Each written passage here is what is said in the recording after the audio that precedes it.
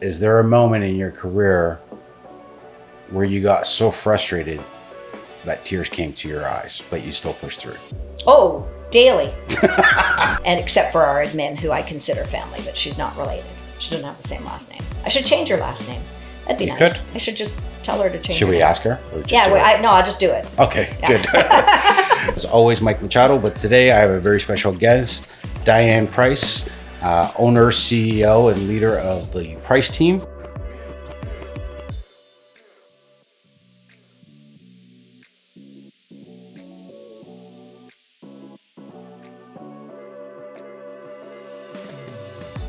Hey everyone, welcome back to another episode of the Complete Realtor Podcast. Me, as always, Mike Machado, but today I have a very special guest, Diane Price, owner, CEO, and leader of the Price team. So we're just going to have a great conversation. She's a rock star in this industry, has been for many, many years, and we're just going to chat on what that journey's been like for you. So welcome aboard, Diane. Thanks. Thank you for coming in. Many, many years. I started when I was 2, as they say. I'm not that old. Well, I am, but hopefully I don't look that old. So when did you get into the industry? I got in 2004. I was 40. And maybe just start with a very brief. I started late fairly late in my life. But in those days, I really feel like it's a big change. A lot of us, it was a second career. Mm-hmm. I don't know that many realtors that started out of school. And I think it's for good reason, because you haven't owned a house, you haven't paid taxes, you haven't experienced what it's like to buy and sell homes. And if there's a difficulty that I feel for the young people now that it's available at college the way that it is, which was the barrier before. Yes, the school absolutely. Was real estate school and most people didn't know about it. That they come unprepared. They haven't lived life yet. And so at 40 with 2 kids, 2 dogs, 3 cats, a house to run, 5 jobs I had. Oh, jeez. And I ended up transitioning into real estate because I felt like it was the thing I was always meant to do. And one line sentence for a very long story, I was stalked for 14 years from when I was 16 till I was 30. And then my stalker was murdered. And so then I did public speaking on that for 10 years and talked about how I never went into real estate because I couldn't. It was too vulnerable of a career. It was unsafe. Yeah, absolutely. So at 40, I thought, well, what's my excuse now? My youngest was starting grade 1. He was in school at least the full time. And the part of that story matters because when I'm coaching younger realtors, like, what differentiates you? What's your story? Why would someone choose you? We should all be honest. We should all be hardworking. We should all care more about our client. We should all be likable. But there has to be something about you that gives someone the confidence to say, you care more about me. I can trust you. And I like you. Because you're going to spend time together. It's like an engagement, right? That's exactly what it is. So for me, the privilege to be involved in somebody's life. And I don't call it selling houses. I call it helping people. See, you said something right there that I wish more people adapted because it's so true. You know, everyone's like, well, I got the listing, I got the sale. But really, you're right. It's a privilege. It's a privilege. You know, like these people out of thousands of realtors, you know, chose you to help them with their biggest asset, their biggest nightmare in many cases, especially in this market. And especially if they've had a bad experience. Absolutely. About winning back their confidence in just people, but in realtors as a career where we make more money, which 49 ends and 880,000 GCI is where I'm at. And I'm not done the year yet. My goal is $1 million. Yep. It's my first year. So I'm going to make $1 million out of people's pockets. Not for 1 second am I taking for granted. That's a lot of money to them. And I better earn that money. So if I was paying you 4%, 5% of an 800,000 average middle class home, we're at 40 grand plus HST. Some of them earn 40 grand in a year. Absolutely. And we're saying your house sold in a week. But here's how I can justify that. I know I got them 40 grand more than somebody who wouldn't have done what I did, which is to prepare a house, pick up their garbage, rake their leaves, stage their property, change handles if I need to. Anything I can do that will make it so that they're going to get top dollar. But see, you're onto something there, because there's a reason why you're en route to hit $1 million GCI this year. And I think it's because you've always had that mentality of high servitude, right?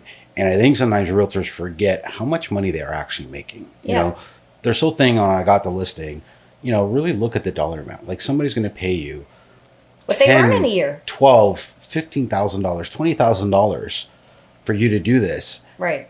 And where's your effort to show for it? Right. And I know you at a personal level. I know you've personally cleaned a house. You've cleaned their yard. You've moved furniture. You put a sign in the lawn and you pray it sells. You can't even bother to call after an open house and say, hey, listen, I had 10 groups through.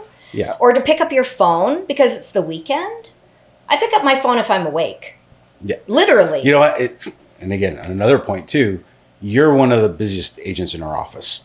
And yet you're the easiest agent for me to get a hold of.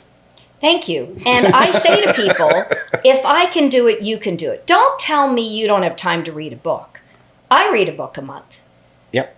How do I read a book a month and have a GCI of $1 million and your GCI is 100,000? So you're 1/10 the amount of, maybe I'm more streamlined in my skill set. And yes, I earned $1 million with my family as my team. But I will have made probably 700,000 of that GCI, 600,000 myself. So I'm still 6 times busier. Yep. So if I could pick up my phone for my clients, and I'm not talking on the 10th ring, I'm not talking call them back in an hour. Mm-hmm. I'm talking pick it up. They go, that was fast. I go, that's what you should expect. Absolutely. And you should expect me to check in with you, and you should expect me to tell you if I have feedback, and you should expect me to be patient with your questions that might be silly, but nothing is silly because I should know something you don't know. Absolutely. And privilege. I answer that phone on the beach, on the cruise ship, because I'm here because you worked with me. Yeah. That made me be able to afford this trip. Mm-hmm. I'm answering my phone on the cruise ship. So if to me, and just one step further, I would work for free and have. Because I've had people who couldn't afford to pay me. Yeah. They were at zero. So, by the way, they're almost always the hardest client. That's so true. But you know what? Law of average is that I'll get an easy one. Because I never felt too good to take the hard one. I never felt like my humbleness of that your $200,000 listing, because I have a $200,000 listing right now. Yes. He gets the same service as my $3 million listing. Yeah. And that's the thing I see you telling all the new agents, and I want it here recorded because you and I have always had that same thought process. Mind you, we also got in the exact same year in real estate, right? So maybe it's the roots that taught us this, but you take every listing. Every one. Because you're right. You will have some that will take 3, 4, 6 months to sell. It is what it is. But you got your easy ones. Yeah. And there's a law of average exactly in the middle. And you need 9 no's to get 1 yes, and you need sticks in the fire. And one of your questions that we pre-prepared was that I will take anybody. And one of the ways that I convert people for those newer agents is I'm not the person saying, are you transacting in 30, 60, or 90 days? They teach that. I'm like, what are you teaching in some of our courses? No, I'm going to take you if you're 5 years out. Please call me. I'll be selling houses in 5 years. And you know what? And they do. Yep. Because I don't pressure them. I don't want to call every week. Are you ready yet? Are you ready yet? So I'm not going to call you every week. But what matters is I tell them that.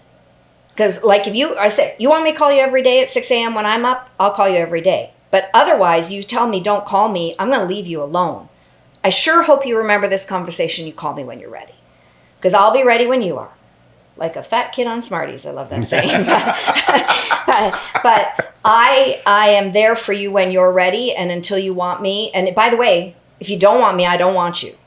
That's not because I'm conceited. That's because I want people who know and can trust me. And because my business is mostly repeat and referral, I'm starting from that warm spot anyways. But I never assume I'm getting a listing. I don't care if you're my best friend or my brother or my best friend's mother. I will actually say to you at the table, by the way, don't feel obliged to use me. You have to use me because you think I'm the best realtor that you could have ever hired. And for the people who don't know me, again, if you know me really well, you know I'm humble, but I think they're lucky. I think they are lucky that they met me at the open house because I got this. I know how to drive this bus. Absolutely. I mean, and again, it's hindsight to your success is because you've always been that humble. And I talk about it all the time with new agents, like you need to have a listing presentation, whatever that looks like for you, and you need to deliver it every time. I mean, I remember sitting down with my sister and going through the listing presentation. Me too. And she's I don't like, have a sister, but but she was like, but you're a realtor. Why are you going through this? I'm like, because I need you to understand the process. Right. And I want you to understand what I'm going to do with you through that process. Yep. So that you know as things are happening, what's going to happen before they do. And so that you know you're getting the same service that every other customer of mine would receive. Right. You know, even though you're my sister, I still want you to have that same great customer experience, right? Well, and it's also studying what you've done right and what you've done wrong. Mm-hmm. So I went to a listing and I didn't take my listing presentation and all my stuff. And you know who they hired? The person who showed up with the stuff. Mm-hmm. And I said, I could have brought the stuff. I thought, I sold houses for you before. I didn't think I needed my flyer to prove that I was legitimate. And they go, well, he showed up with stuff. I was like, okay, well, I'll bring stuff from now on. It's funny. In this industry, we always learn the lessons when it costs us the money. Well, one would hope so, right? If you, nothing is loss if you learn something from it. Yep. Last week, I just checked on whether I should follow up with a guy that I hadn't talked to, and I did have the conversation, you know where to find me, I'm not going to pressure you. Well, it didn't work. He sold a $1.7 million house without me. And I didn't follow up. And I deserve that. And so, humbling moment. Yeah, I could have used the $1.7 million. You know, that doesn't hurt. I could have got to my goal quicker. Money never comes at a bad time. No. And so, am I perfect? Absolutely not. And with busy comes some imperfection of dropping balls and making sure you have the infrastructure in place to make you look good, which I give them credit for. So we can segue to the team conversation there. Yeah, but before we do, and I know we've chatted about kind of what your team is like right now and the route, the path that you're on to the 1 million GCR mark, but I kind of want to go back and let's go down memory lane for a bit. Okay. What was like, were you one of those realtors out of the gate, star rookie, did really well, or did you kind of grow into? No, I was. My mentor, this is one of my favorite stories. I said, would you mentor me? Yeah, of course, Diane. So she came to my open house. She goes, you did that wrong. I would never have done that. You shouldn't have said that. And I'm pretty sensitive. So I went to my broker of record, who was a friend before I was in real estate. That's why I went there. And he said, Diane, you go be you. Best advice I ever got. I outperformed her in my first year. So you did come out of the gate. I did come out of the gate. But I was 40. I had 5 jobs. I had a sphere of influence. I had skills are transferable. People didn't hire me because I knew real estate. They hired me because I knew people. Mm-hmm. And if anybody thinks, again, this job is selling, you're wrong. This job is managing human behavior, studying human behavior, and understanding human behavior. And by human behavior, I mean relationships. Yep. Are you good at communication? Are you good at understanding? Are you good at seeing the other person's side? No matter how flat the pancake, there's 2 sides. Are you good at helping people keep their perspective? That when their knickers are in a knot over $2,000 and it's I want to win versus I want a win-win. And all of those skills came from the life I had up to 40. So when people heard I got into real estate, they weren't worried I was new, because I said, well, I've got backup of people with many years of experience for the book smart part. I got 98 in my schooling. I mean, I knew what I was doing, but nobody ever asked me what my grades were in school. No, client never does. I did start with new homes, and it was really wonderful because my partner at the new homes had experience. And so she, by the way, I was a better realtor than her. I love you if you watch this, but I don't think she will. I think she's retired. And by that, I'm not being, again, bragging, but we're having a conversation. I was natural at it. She was good at sitting in the office and taking people in. I was good at selling their backup property. And I was good at the new homes too. But my skill set, she had only ever worked new homes. And it's not the same as residential resale. No, it's not. And long story short, the reason I left to go into residential resale was because when you work for a builder, you represent only the builder, and you sign that you're not representing, at least with Lozani, that I was not representing the buyer. And I got close to the buyers because I sold their houses, and then I ended up feeling like I was representing them. And my conscience didn't sit well with me, that I was supposed to get as much money out of them as I could on behalf of the builder. Sure. And I felt like I wasn't able to do that because I cared too much about the buyer. So I left. But it gave me my ramp up. But I got hired for the new homes because of my skill set, right? Because they didn't hire every new person. It was my first year.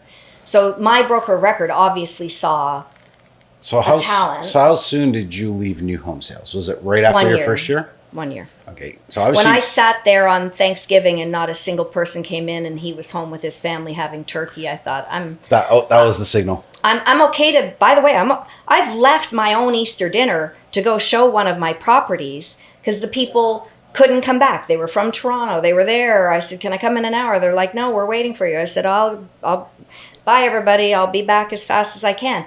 Because if that was my listing, I would have got up and gone. By the way, they didn't buy the house. And I missed Easter dinner. It's usually how it happens. But I did right by the client. Mm-hmm. And she is forever my client because I did tell her. By the way, I told her without making her feel guilty. I said, I did it by choice.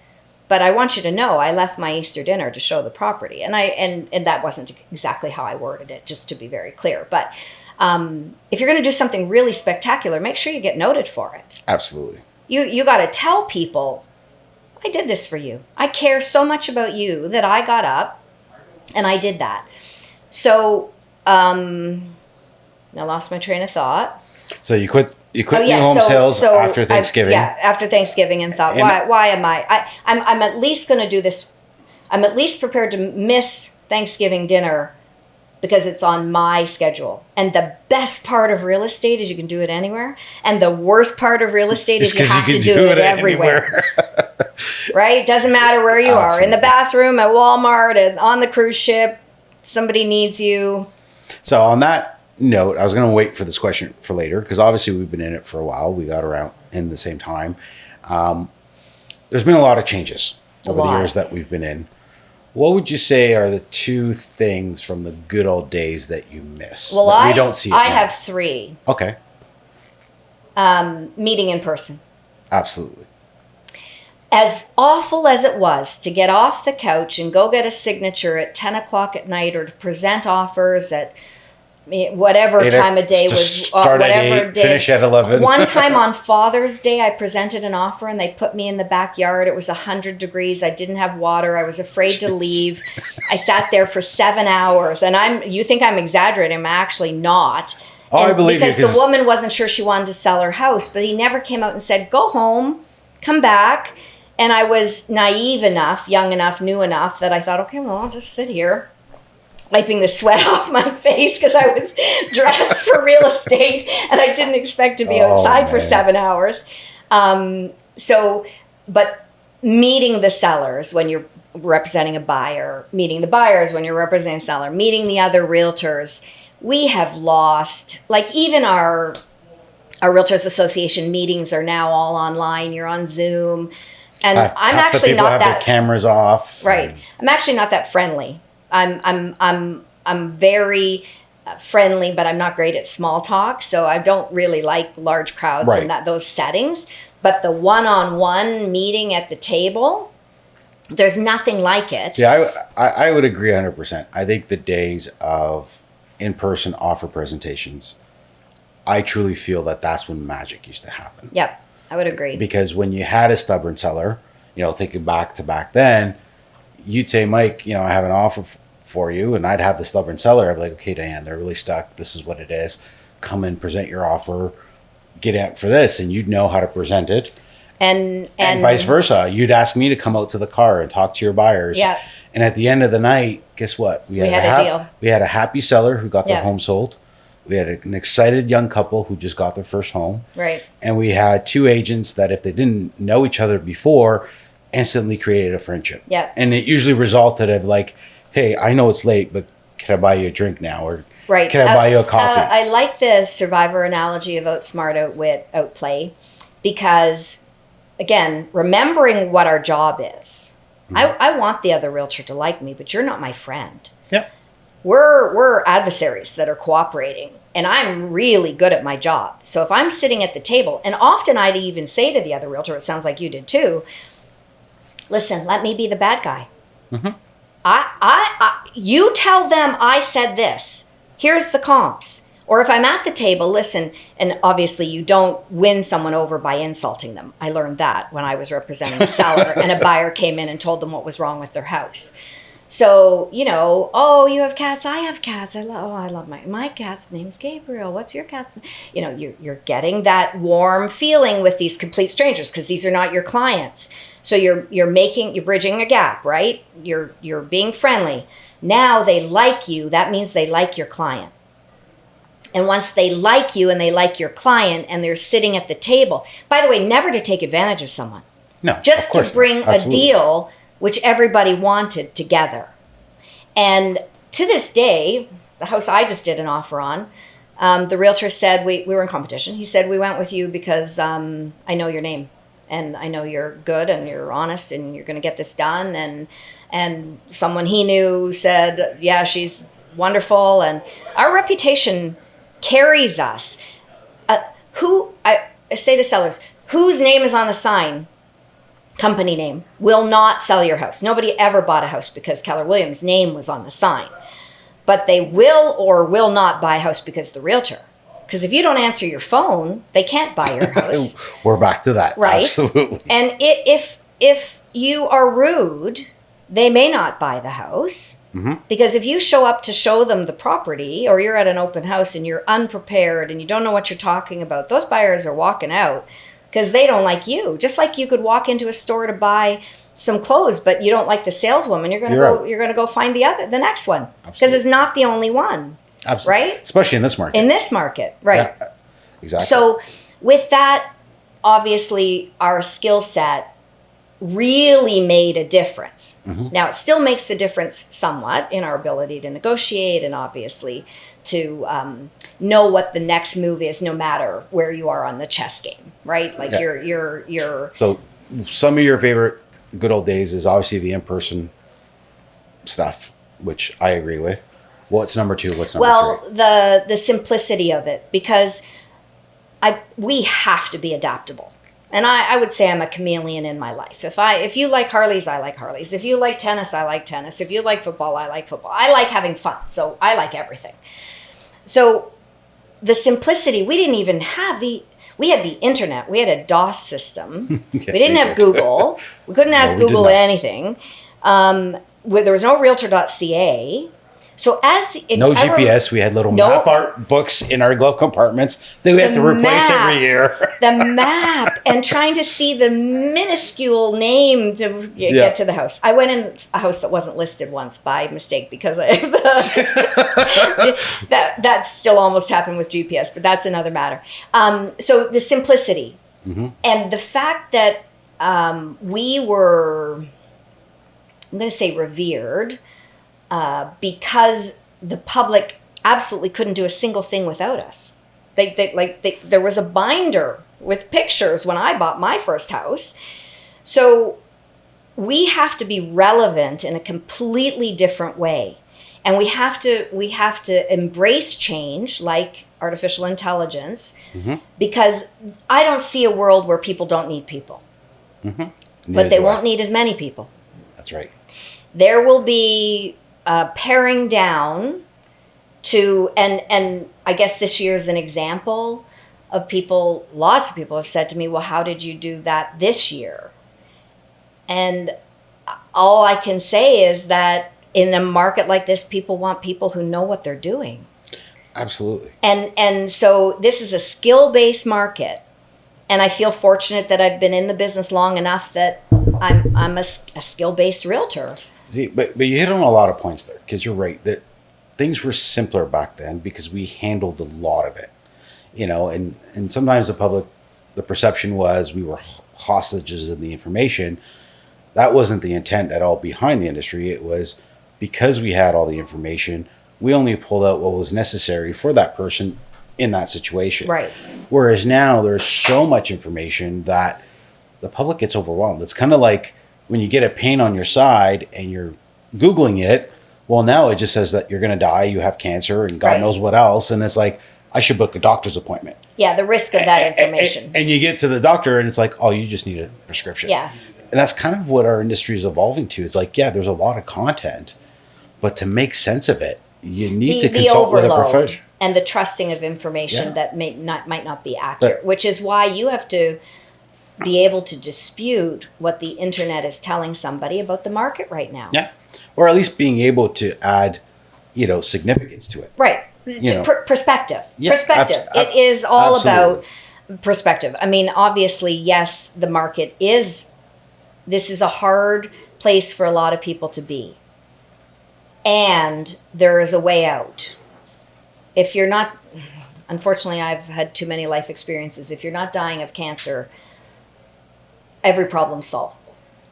Absolutely. Well, and the perspective of that, there's just the reality that if you have your health, I mean, I knew a woman who lived in a mansion with a very, very, very wealthy Hamiltonian. She wasn't happy. She moved to a little apartment she rented, and I ran into her. She used to get her nails done when I was an esthetician.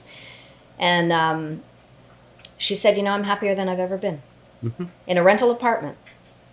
Absolutely. So I'm just really good at perspective with what I've been through in my life, with losing $1 million and going bankrupt and being divorced and losing my parents and losing a partner. And I basically, wisdom can't be bought; it can only be earned. And I've earned. I've got pretty much, God willing, other than the loss of a child, which I cannot imagine, even fake would. Yeah.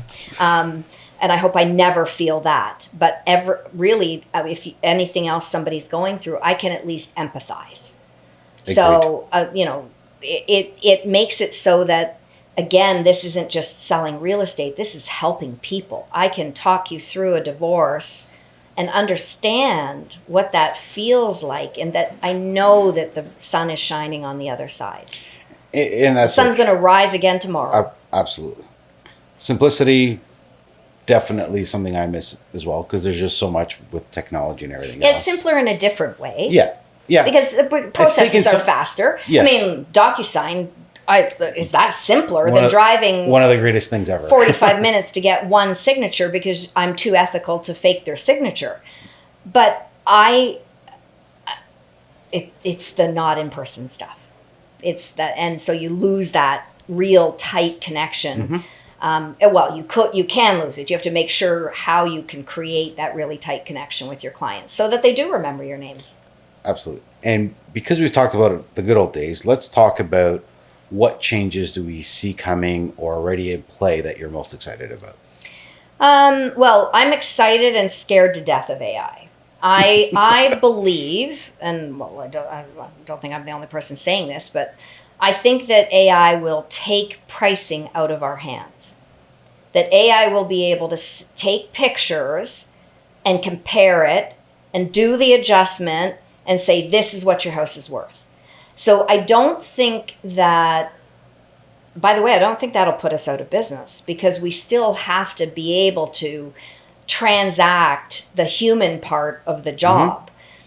But I think we could all agree the hardest part of the job is seller expectations against buyer expectations. And buyers set prices and sellers have the product. So we have this dichotomy of polarity of opinion often, right? So I think that AI will probably do that better than any of us can. It's already starting to do that. I mean, even, I'm not sure if you're using it or your team, but even within Matrix now, we have Cloud CMA, which is AI based. Right. That you can just literally type in a random property address and it pulls all the comps. I have not, but I saw it once and I need to train on that, because I put a lot of effort into my evaluations. They take a long time. Well, and they're quite subjective, of course. Yeah, and I know exactly what path you're going to, because I was walking some of our new agents through it. And it's like, yeah, that's an okay solution, but you can't stop there. No. Because AI is only trained to take numbers, right, and categorize them. And that's what I always say is the bricks and mortar that the soft appraisals are able to do, that the bank will use if they're not going in person. That can only use square footage, location. Yeah, but there are so many things AI will never know. And that's things that only realtors with boots on the ground and on the streets know. It's like, well, did it factor it in that it backed onto the train tracks?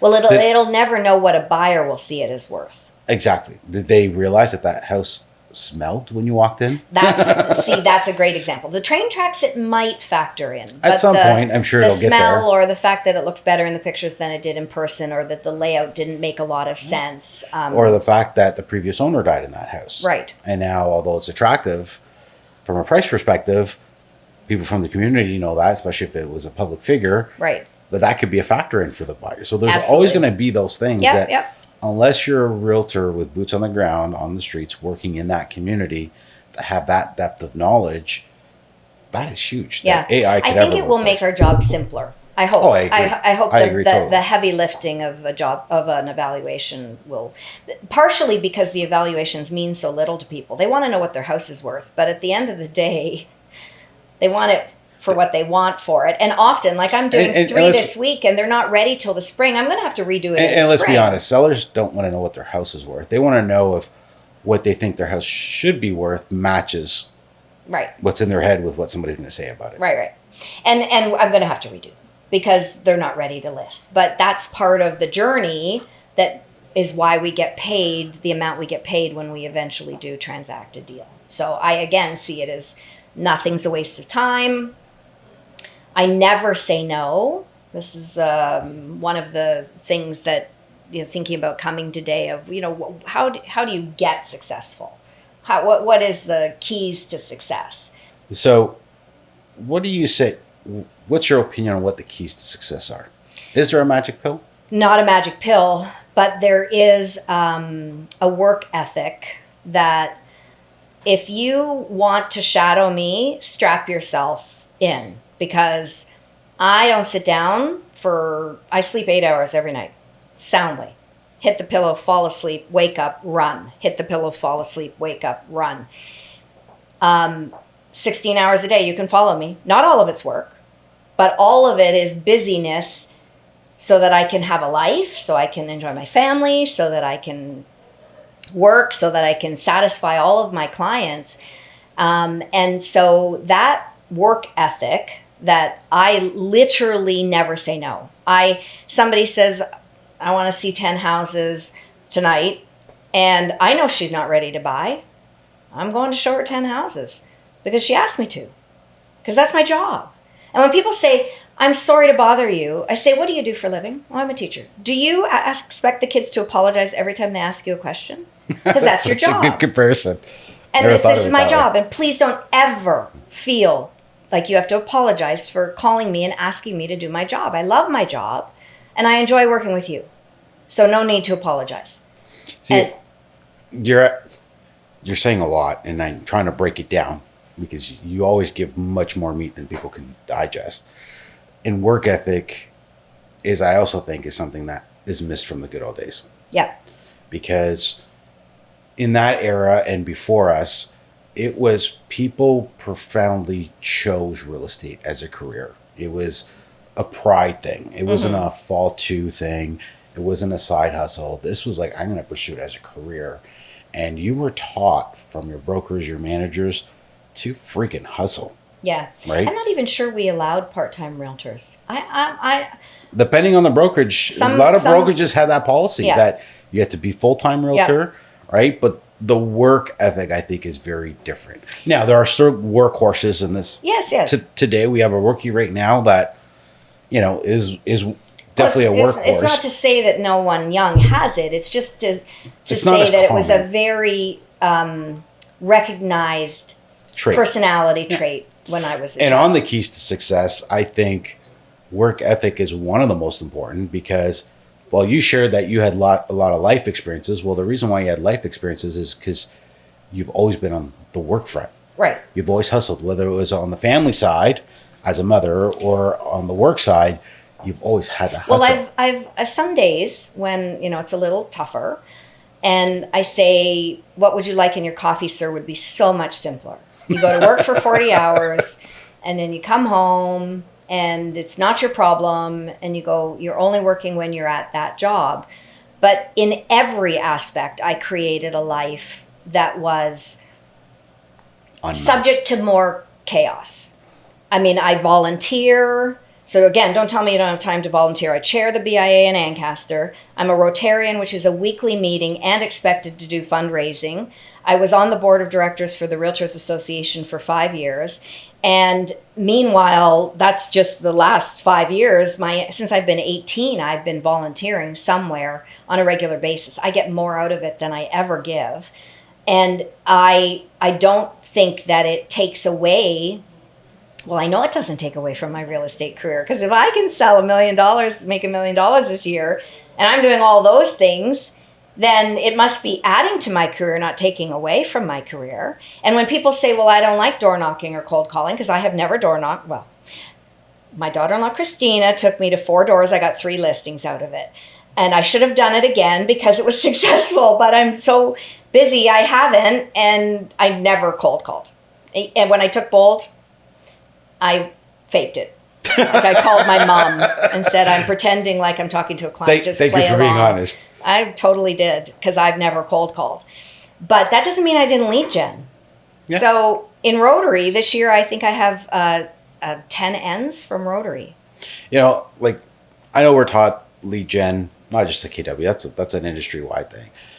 And I think I want to change that title because it has such a stigma in people's minds. You're right. Because it's not lead gen, it's just relationship building. It is. And client acquisition. Caring. That's all it is. If you just focus on client acquisition. How many people can I help this year? That's it. I agree. If you just go with that approach, then you can find different ways to lead gen that suits you. But you also have to stand out because there's 6 realtors in my Rotary Club. Yeah, absolutely. And I got every one of the deals that somebody transacted this year. I actually feel a little bad about it. No, you don't. But, well, I do. I mean, I wouldn't change it, but it's just... You could always give them the money. No, that's okay. I don't feel that bad. But so then I don't spend too much time over-analyzing why me. I just think I know that I do a really, really good job. And so it's such an honor, though. It's such a privilege. Yep. And that's how I treat it. Yeah. So, I think that comes through. And if that's not in your heart, I don't think you can fake it. I don't think you can make people believe something that you don't feel. And you generally have to love the industry. I know. I talk to people who hate people and hate their job, hate this job. I'm like, how do you get any clients when I wake up, I'm like skipping out the door. I haven't worked a day in my life. And here's the thing. Not every part of our job is lovable. Let's be honest. No, it's not. It's hard. There's a lot of tasks where even I can honestly say freaking detest, right? But I don't let that taint the rest. Exactly. I'm not going to let that one aspect of the industry that I detest take away from the best parts. But here's the beauty of real estate. The more you do, the more you can get to your 80-20. Yeah, and just hire somebody to take care of it. My happens to be my family. We all have a lane. We all have things we're good at. It's wonderful. I think there's a book called The 5 Dysfunctions of a Team. Mm-hmm. And it really talks about the different personalities. And if you've ever studied personalities, it will those courses will tell you the perfect team is made up of a D, an I, an S, and a C. You don't want all D's. You don't want all I's. You need not if you're unless you're looking for war. You don't hire all D's. True, but even still, you have to appreciate each other's strengths. Absolutely. And say, well, thank goodness. I mean, my gosh, my Justin, my older son, who does all the back end. So before we confuse with people that are watching or listening to this, so let's get into your team, because now you have a team. How many people are on that team and who are they? Okay, so I just wanted to say one of the things about the good old days was almost everybody was an individual agent. Teams were really rare. Like you and I can probably think of 2 or 3 people who had a small team. Yeah. And then it became partners, because what I learned for being successful was I was too busy. I couldn't do it all. And I did not want to drop balls. So that meant that I had to have somebody to be able to cover for me if I had to be 2 places at once. So my son, Justin, got his license when he was about 20.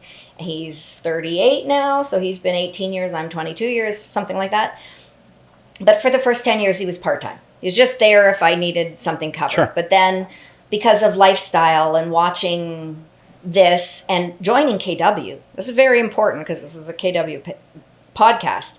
That book, Millionaire Real Estate Agent, and joining KW changed my life. I went from having a job and mismanaging my money. I always had enough, but I'd be like, oh, taxes are due. Thank God there's enough in the bank account.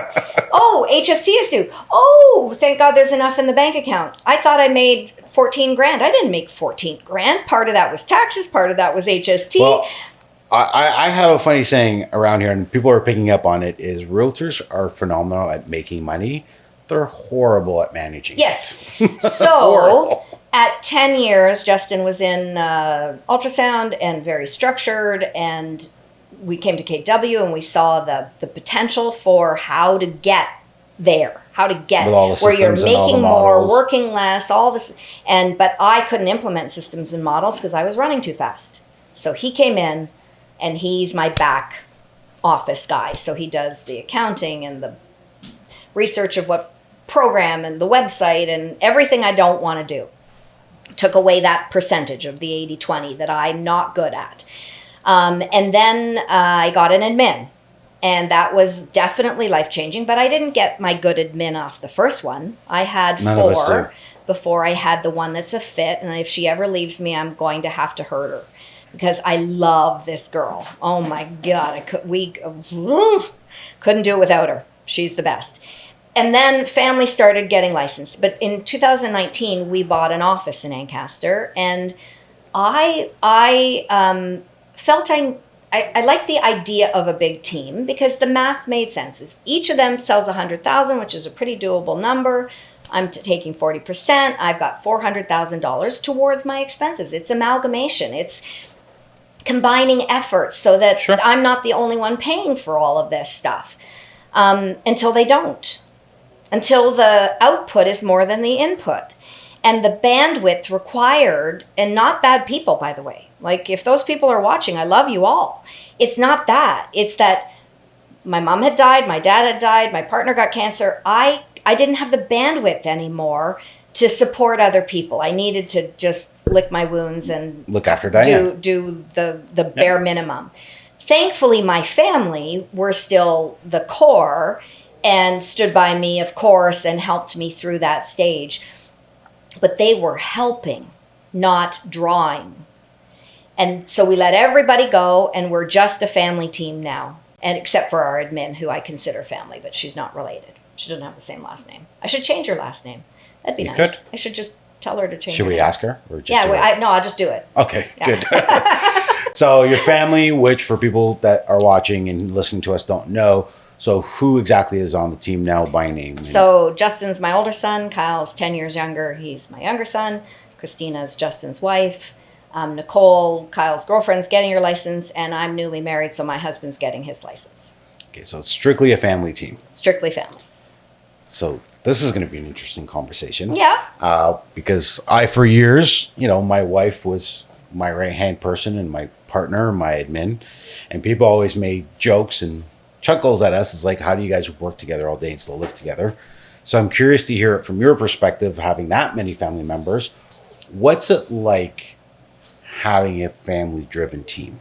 It is the best. And if you watch Landman, the guy from Dallas Cowboys talked about how he bought the Dallas Cowboys because he wanted his family to be in business with him. And he's in oil and gas too. But for me, the greatest joy I have is that I'm able to provide my kids a life by design, because this is the best career in the world, bar none. Agreed. Especially given the very little amount of schooling we need in order to do this job. It's actually wrong. We should have much higher standards, but that's another conversation. That's a different podcast. Yes. So, but I am the type of person that, it's not to say that I never have words or that I never have an opinion or that there's not, but it's done with love. And you don't have, we had an admin who cried when we were having a meeting because we were animated, but it was safe. Was that the best word? Animated? Yeah, it was animated. We weren't yelling, but we were passionate. But it was safe. We all know that nobody's going anywhere. We're all gonna still love each other, and that has to matter, because I have a brother I'm estranged from. It's not whether it's blood; it's how you treat each other. It's the respect. It's so. I have been in family business since I was 30. My ex-husband opened a store. We worked together for 13 years, and it was an unsuccessful store, so it was very stressful. And you worked for your dad for years. I did, too. and I worked during and after that, I worked for my dad. And my dad was a difficult guy, wonderful man, wonderful father, wouldn't change anything, but very high expectations, very hard to work for. And I was happy working for my mom and dad because I was able to bring my son to work. My mom looked after him upstairs. I was back at work. I had Kyle on Thursday. I was doing payroll on Monday, 3 days old. And in between there, I got dressed, did makeup, got groceries, and showed up at work on Monday. So, I know hard work. And if hard work made you rich, then I'd be very rich. But I'm not very rich because we lost $1 million, and I started over financially at 50.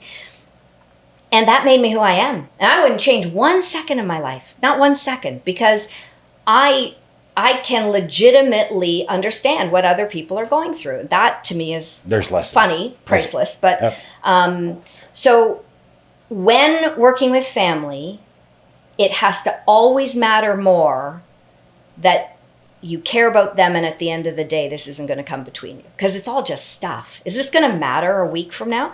Doesn't make it not worthy of discussion, though. And for me, if it's client facing, I care so much about my reputation and not disappointing people. Well, that's why I was curious to ask, because I know you, and I know you have a very high standards when it comes to customer service. Right. Right. So because you have a lot of family working under you, there's always human error.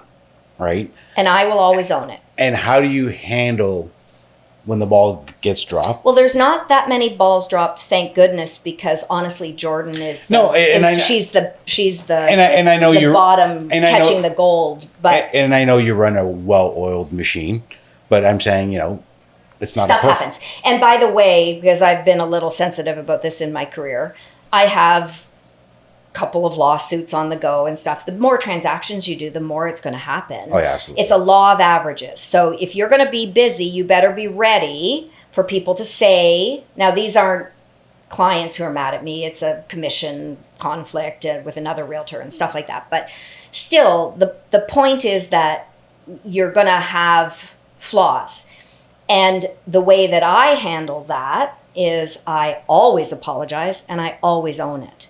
So I will say to people, this is an explanation, not an excuse, but I feel that I have to at least explain. And sometimes they go, I don't know what you're talking about. I didn't even notice that you said that or you did that. I'm like, well, I did. and I expect better of myself, but I am human, I am imperfect. And when you are authentic and you are apologetic, there's no problem big enough. Oh, and one more thing. My daughter-in-law's parents bought a house, and I missed that it was a septic bed, not sewers. And it was a neighborhood that had been there since the 60s. And the sellers, the owners, never bought into the sewer system. Well, that sewer had been accruing interest with the city for 50 years, and it was at $32,000 or something. And I missed it. I said, I will pay the $32,000. Thankfully, her parents said, no, you don't have to. We prefer a septic to sewers because that's what they liked. Well, thank goodness, but I would have paid $32,000. I just paid for something that wasn't my fault.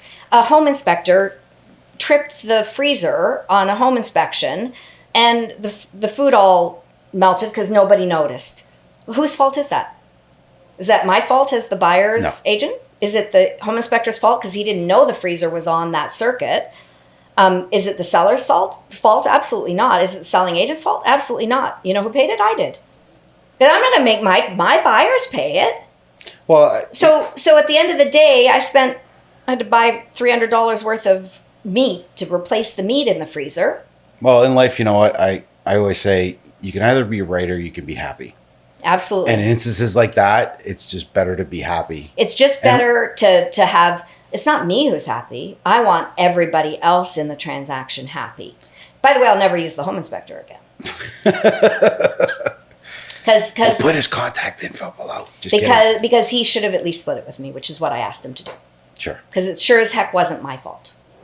So backing up, that I think it's about perspective, like it is with everything. It's about patience. It's about kindness. It's about what our 7 rules are. If you live by that, you'll be fine. You'll be fine. And it's the best part of the day. I get to see my family. I get to have them have a life by design. And I know you're going to ask the hardest part, which is accountability.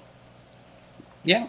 Because I'm so close and I'm not a good manager. I will tell you right off, put on this earth, that was not the thing I was meant to do. I can mentor, I can teach, I don't want to manage. So as a result, I haven't been managing. And that's our biggest problem. Okay. And figuring that out, yeah, we're working on it. Well, it's growing pains. We never stop growing in this business. No. Right?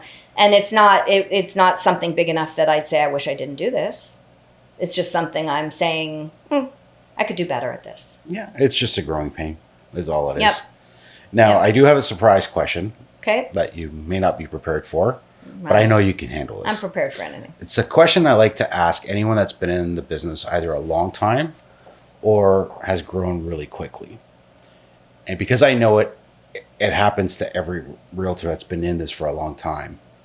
Was there a moment in your career where you questioned, can I actually do this? No, not 1 second. Is there a moment in your career where you got so frustrated that tears came to your eyes, but you still pushed through? Oh, daily. I was not expecting that answer. Not daily. Not daily. But all the time. Often. Because the thing is, what gets you through that? Well, I think the important part of that is that for me, you don't have to be mad at me. I'm hard on myself. Mm-hmm. So I tell this story when I was a little girl. I don't know why this one memory is so profound. I broke an orange juice cup, like a glass. Mm-hmm. And I ran to my room crying. I was probably 5 years old. And my mom was like this gentle soul. She never yelled at me, ever. No, wait till your father gets home was the worst thing she ever said. And she came to my room and hugged me and said, Diane, it's okay. It was just a glass. And I said, but I broke a glass. And she said, oh, Diane, it's okay. And she had to take me by the hand and drag me out of my room. That's how hard I am on myself to this day. So if somebody else is hard on me, it hurts because I've already run myself through the ringer and challenged myself for what I should have done better, what I could have done differently. How can I make this better? How can I make this right? And so because I'm super sensitive, which by the way is the reason I don't door knock and cold call, because the rejection is too much for me. And even asking for honest feedback, like, can you please tell me one good thing and one bad thing? I'm just asking for a testimonial. If they put something bad, I, of course, address it in my own mind, but I find that I try to justify it because, like, the only bad thing someone's ever said is they thought I was on my phone a lot. And I know I'm not, because I've been with realtors who at a listing presentation were on their phone. And I'm like, I would never do that. I don't take my phone out at a listing presentation. But the client thought I was. So I apologized. But in my head, I also thought that was their perspective. I really am very conscious of that. So I hold myself to such a high standard that I am regular, and I am so sensitive that I am regularly upset in those spots, in those situations. And by the way, it's not daily, because there's very few times people are not upset with me daily. No. In fact, it's pretty rare. But when it happens, it's big to me. It's heartbreaking. And sometimes I have to really, Christina can tell you that I attract needy clients, and I want them because I can do it. The more you need me, the better I am. Well, the real estate gods will always bless you with the clients that you can handle. Yes. And so I get really, really, really complicated, needy, high-level situations, and I love it. But as a result, sometimes, one in particular, there's mental illness there, and I wasn't expecting what I got after I sold her a house. And it was 700 pages of text messages and emails and phone calls, and you should have and you didn't, but I did. I had her sign a document that she left the home inspection off, and she left the warranty clause off, and texts of how great I was and how I got her that house and how happy she was, till she wasn't. But it wasn't me. She'd owned Century Homes before. She told me she was in real estate before. She didn't need my advice, and I kept giving it even though she told me she didn't need it. Because I'm never going to not explain this contract. But perspective changes for people if they're in trouble. Like if there's depression, or there's anxiety, or there's mental illness. And sometimes even a marital breakdown. Well, yes, their perception can change. I've recently had a couple where they were donkeys on the edge. Their lives were falling apart, and they were taking it out on me. And I remembered, they're not mad at me. They're mad at the situation. Yeah. Do you have big enough shoulders to get off that phone call and not hold it against them, and not dislike them because of what they're going through? They're not as equipped as I was to go through the divorce, I guess. I mean, I certainly cried, and I called people, and I asked, for opinions, and help people have people help me get back to perspective from an outsider's point of view on my own life. Mm-hmm. So I understand. And that's so I'm patient as all get out. It's just that's hard sometimes, because I'm human too. So I have to remind myself, they didn't just yell at me. They yelled at the situation. Yeah, that's exactly what it is. The frustration. So as we wrap up, obviously you've had those moments, and they still happen regularly. And I just wanted to bring that out because that is natural. It's the reality. That's the sign of progress. This isn't all sunshine and roses. This is hard work. And in 3 words or less, what would be your advice to an agent who's maybe in a dark place or struggling right now in this industry? What's 2 or 3 words you can say to them to just push through? Well, the only thing I can think of is during COVID, when at the beginning, that was scary. Absolutely. That was scary. We all forget that part. When the streets were empty and the stores were crowded and we couldn't even show houses. It was virtual showings. It was scary. Was that I said to every single one of because at that point we had the big team, do anything to move yourself one step forward. Anything. Read a book, go for a walk, meditate, do something, don't do nothing.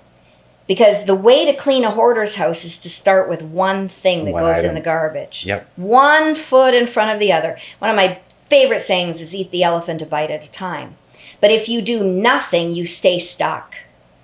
So, find a mentor. I could give 100 ways that person can start to obviously read books. But I think you said exercise, get a good mindset, get sleep, all those things. But I think you summed it up right in that one thing. Just do something. Do something that gets you out of that spot. Yeah, and if you can break it down into today, all I need to do is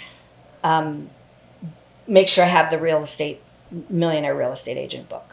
Yeah. Tomorrow I'm going to read page 1. The next day maybe I can read 10 pages. Like just anything, because movement forward always makes us feel like we're gaining control. Yeah, and a small win's better than no wins. Yeah. Well, thank you so much for making the time. My I know pleasure. You're a busy lady. Thank you for coming down and sharing the podcast. Thanks for having me. And thank you guys all for tuning in, and stay tuned. We got another hot one coming for you guys. Thanks.